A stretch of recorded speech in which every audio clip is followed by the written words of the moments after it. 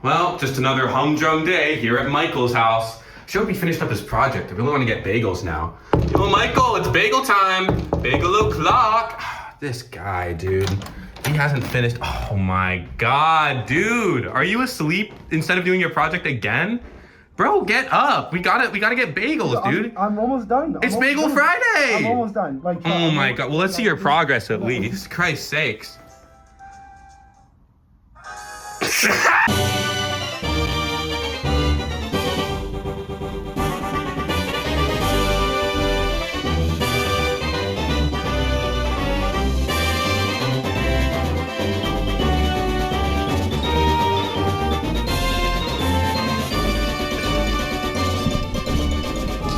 Welcome to the world of Pokemon. Here you travel the lands, catch wacky animals, fight other wacky animals with your enslaved wacky animals, tactically sacrifice them when the time comes, and make bank while doing it. Oh my God! Is that a spirit bomb? It might be good though. Reply, bitch! It's okay though, because it's in the name of friendship and love. As a 10-year-old, your main goal is to beat the 8 gym leaders scattered around the region and challenge the Pokemon League to become the champion. On your way, you'll be tasked with catching them all. This creates a gameplay loop of exploring, fighting, capturing, and training, and sometimes making movies at a movie studio. For the most part, you'd think this would get pretty repetitive or boring, but it's actually the opposite. The amazing art direction is one thing, and the in-depth emotional story is another, but where I think this game really shines is in its soundtrack and sound design. So, without further ado, this is a Pokemon Black and White 2 music and sound analysis. I'll be covering 3 examples of why I love the music and sound in these games so much, starting with number 1.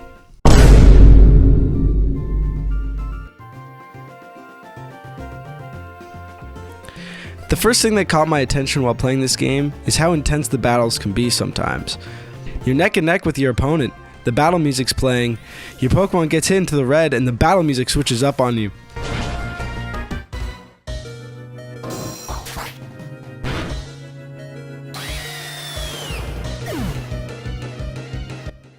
It takes the iconic but annoying beeping low HP sound from the past Pokemon games and creates an entirely separate theme out of it. And it's a banger! This new theme is fast, anxiety-inducing, and very sudden. There's no nice musical transition between the 2 battle themes, but this is to the advantage of the experience. This sudden transition perfectly portrays the sudden shock of getting hit into the red by a move that maybe you didn't think would hit that hard. Oh my God! But it did. And that's okay because you get to listen to a banger. I feel like it's absolutely you win.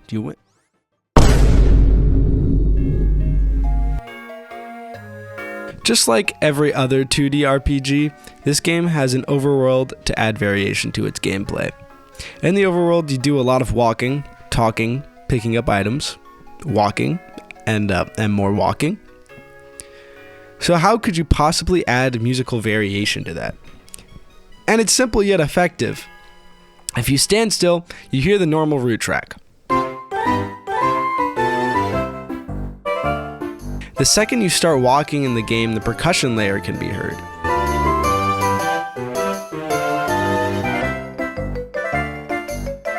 It gives the track just a little energy boost, like your character's walking to the beat of the drums, the beat of the percussion. In this case, it's like, the tambourine.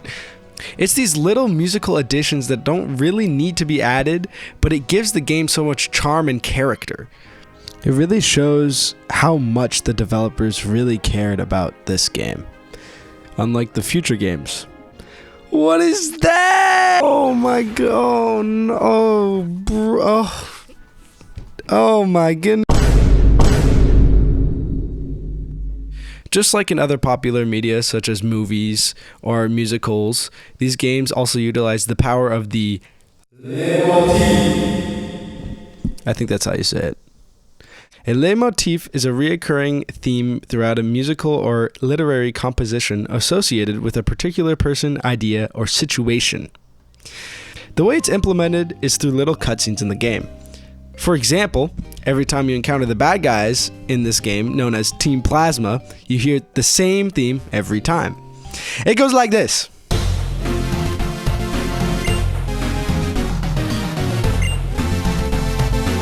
So say you're having a nice walk through the forest or you're catching some Pokemon. Boom! Leitmotif. It's an effect that throughout the story only becomes more and more effective because you know when you hear that Team Plasma theme, you're gonna have to fight through more hordes of these goofy dressed people to get a move on with the story. Oh my. I really enjoy all of these fights. They're very fun. Also, this happens with a bunch of other trainers, like this guy who likes to jump off mountains.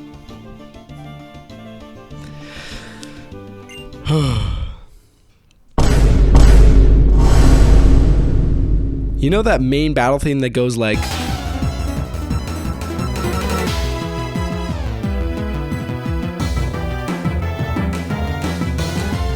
Here's a quick analysis of the chords. It's actually way weirder than you'd expect. So first it starts off with this build in B, which lands us in the key of E major. It's like okay, pretty simple 5-1. We chill in E for a second, then we go up to F, which is like, okay, we're like a flat 2, or at least like a modal interchange chord. We stay on F until we get to the main theme, so now it's like we officially modulated to F, and there's that slight repetitions where we go to the flat 2 again, and then we go to the flat 7, which takes us to the flat 6 in D flat. Here in D flat, we do the same relationship of seconds, but this time with the major second, which takes us up to the next section in E flat. It's so confusing. I've been notating the bass synth part because that's the only thing that really makes sense to me. This little exercise was just to show you Junichi Masuda was not playing around. This guy's not goofing off. He knows his stuff. Okay, I'll quit my yap and I'll just let you listen to the song now.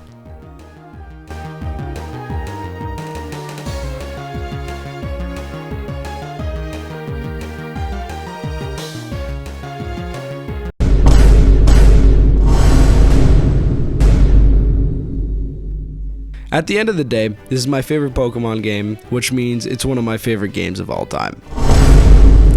The music, while not extremely groundbreaking, has so much character and charm that it's hard not to fall in love with it. When I first played this game back in 2013, it blew my head straight off my body.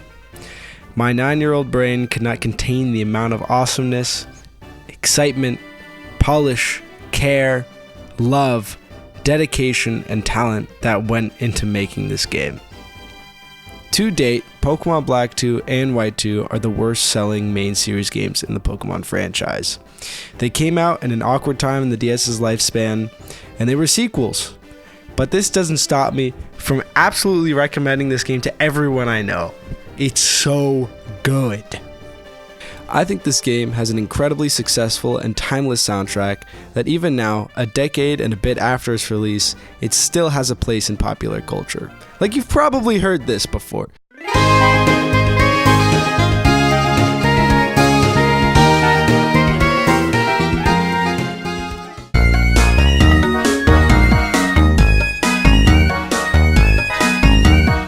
It's just that good. It's funny to think that after a decade of new Pokemon games coming out, I still come back to this game because it's still that good. It's timeless, and it'll never not be timeless. And that's all I have to say. Thank you so much for watching, and hopefully I get an A. Goodbye.